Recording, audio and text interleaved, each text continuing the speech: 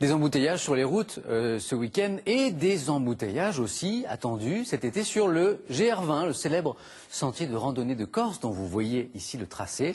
La fréquentation augmente, tout comme les accidents. Certains randonneurs n'ont pas toujours conscience des difficultés qui les attendent. Le reportage de Florence Turpin et Valérie Radisson. Sur le GR20, la haute saison a déjà commencé. En juin, le nombre de randonneurs a presque doublé par rapport à l'an dernier. Chaque jour, ils sont près d'1 millier à emprunter les sentiers de Corse. Marcheurs débutants ou sportifs entraînés, la plupart d'entre eux se sont déjà fait quelques petites frayeurs depuis leur départ. C'est vrai que c'est une attention de tous les moments, quoi. Enfin, il ne faut jamais relâcher parce que le risque arrive bêtement souvent en fin d'étape, quand on est fatigué, quand le chemin est facile mais qu'on est fatigué. Surtout sur le GR20, je pense qu'on s'en était peut-être pas rendu compte avant de le faire. Mais oui, il y a des passages dangereux, oui. En accueillant près de 20 000 randonneurs chaque année, le GR20 est devenu l'un des itinéraires les plus fréquentés au monde. Mais les sentiers sont parfois dangereux avec quelques passages très délicats à négocier.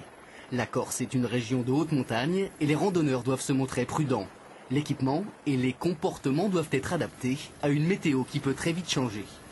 Il est préférable au sentier des orages de ne pas trop s'exposer sur les crêtes, essayer de s'abriter le plus rapidement possible, soit dans une bergerie, soit dans un refuge. Souvent, les gens sont au bord de la rivière, l'orage menace en montagne, et souvent dans la vallée, il ne pleut pas, et donc la crue arrive très vite. Et forcément, plus le nombre de randonneurs est important, plus le risque d'accident est élevé sur les sentiers.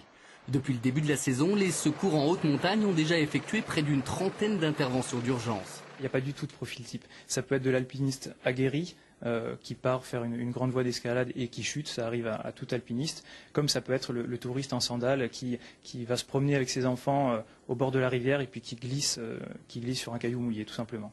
Heureusement, les accidents graves sont plutôt rares en Corse. L'an passé, aucun randonneur n'a trouvé la mort sur les sentiers.